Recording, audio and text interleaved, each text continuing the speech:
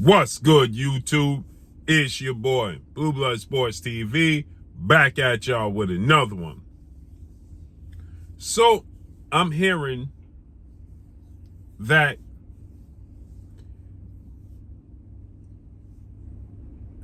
former unified three-belt WBA, WBC, IBF welterweight world champion superstar boxer Errol the True Spence Jr., who has 28 wins, 1 loss, no draws, 22 big wins by way of knockout, is 33 years of age, 5'9.5" with a 72-inch arm reach. I'm hearing that Errol Spence, in his contract, according to what I'm being told, in his contract with this rematch clause, with now undefeated 3-division world champion, undisputed 2-division world champion, and the reigning unified welterweight world champion, who is widely acknowledged and recognized as the #1 pound-for-pound best fighter in the world, in Terence Crawford, who defeated Errol Spence and put that first and only blemish on his resume, July 29th, Las Vegas, Nevada, T-Mobile Arena,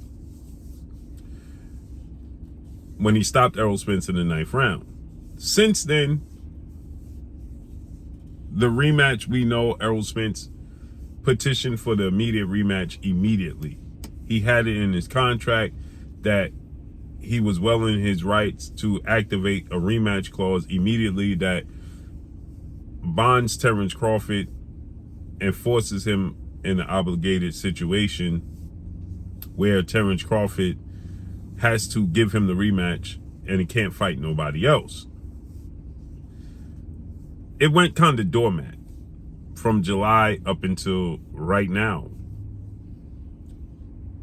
I would say the first 2 weeks in August up until now, right? Because there was a lot of buzz. Terence Crawford was doing interviews, and there was a lot of buzz, a lot of, talk about it. But from that point on, it kind of went doormat. You didn't see anything from Errol Spence. You didn't hear from Errol Spence.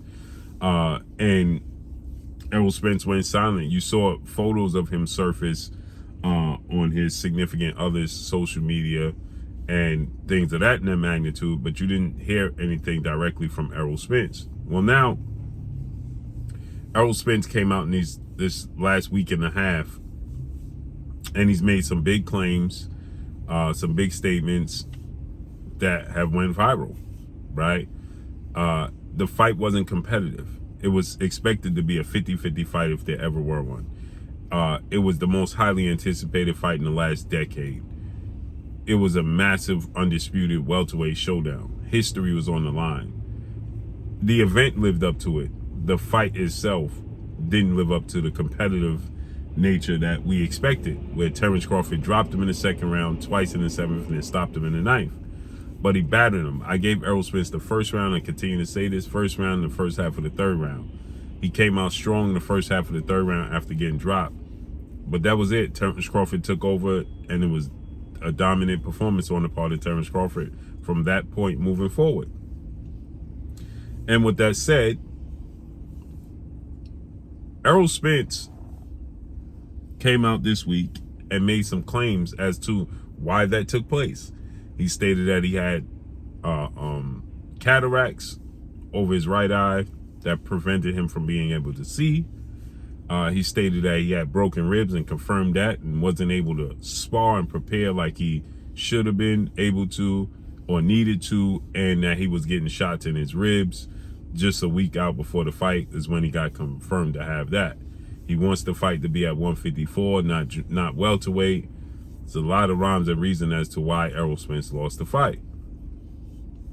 And so Terence Crawford responded to all of that, and Terence Crawford's response was, I'm done. I've heard all the excuses I need to hear. I've heard it. I've heard everything from Errol Spence now, and I'm glad it's over, and I wish you the best. And now people are saying, well, we know that Terence Crawford is hinting at he's done with the rematch, right? He's, unmotivated from what took place. He don't want to do it no more. There's always going to be a built-in excuse. Errol Spence has suffered a horrific car accident in 2019. after suffering that horrific car accident in 2019, Errol Spence is always going to have lingering issues, health issues. Okay, he's always going to have lingering health issues from that horrific car accident. He was thrown from a car traveling at 100 miles an hour. Okay, after which he suffered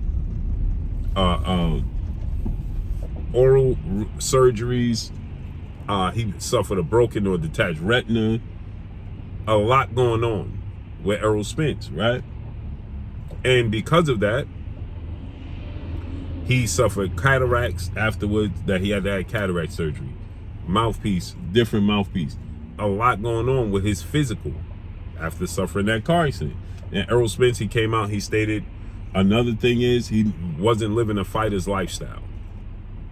Right? That's something else. He said that it was just a matter of time before it all caught up to him because he wasn't living a fighter's lifestyle. Well, you can't redo that. You can't overturn that, right?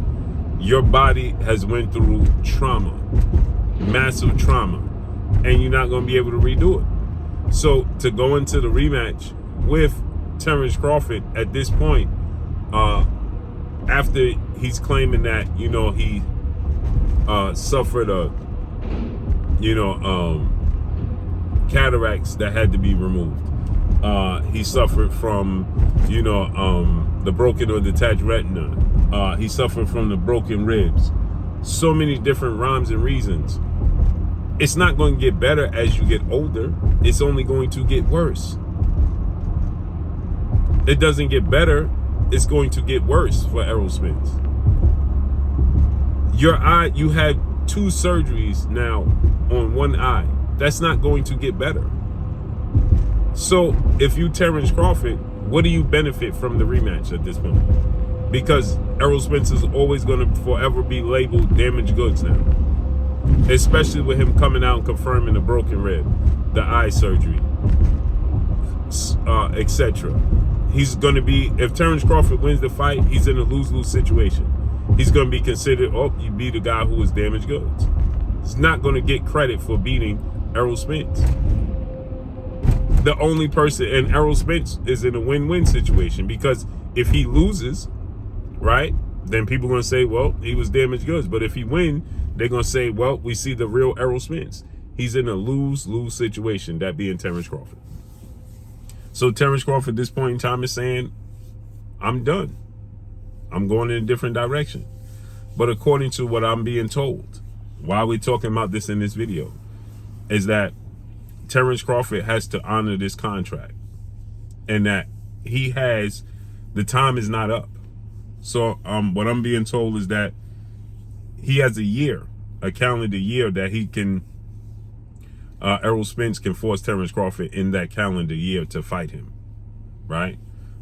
And that would be from July to July.